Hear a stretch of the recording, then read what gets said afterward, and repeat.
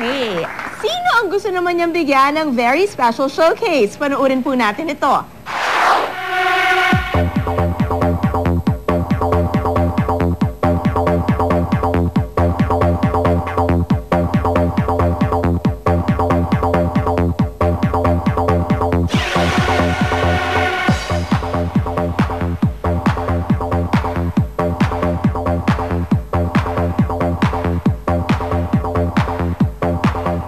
Efren Bata Reyes, pagdating sa bilyar, hindi lang basta world champion, Hall of Famer pa.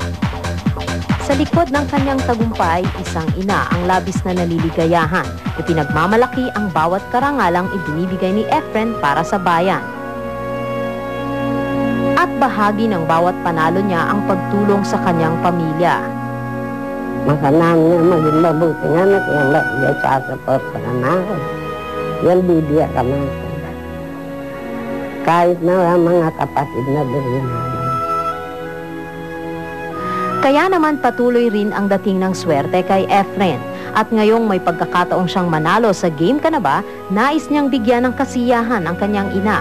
Isang entertainment showcase ang ihahandog niya para dito. Salamat na lang, Efren.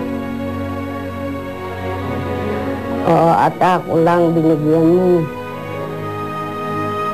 Efren, makanya ito sa... Showcase? Showcase nga mo. Para sa nanay mo, si Nanay Romana, who's already 80 years old, gusto mo siyang mabigyan ng entertainment showcase. Ilan ba kayong magkakapatid? Siyam kami. Siyam. Konti. Oo. 4 na babae, 5 lalaki. 5 lalaki. Ako ang gitna. Ah, middle child. Pero tinan nyo, middle child, pero siya yung nag-achieve ng husto. Mahilig ba manood ng TV ang nanay mo? Eh, isa nga, siyempre, matanda na nanay ko, mga magit 80 na siya.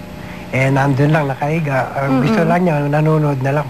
Talaga? Good! So at least mabibigyan natin siya ng entertainment showcase kung masasagutan ni Efren 3 out of the 5 questions correctly. Bata will be playing the showcase round sa pagbabalik po yan ng Milyon Milyon Na. Game ka na ba?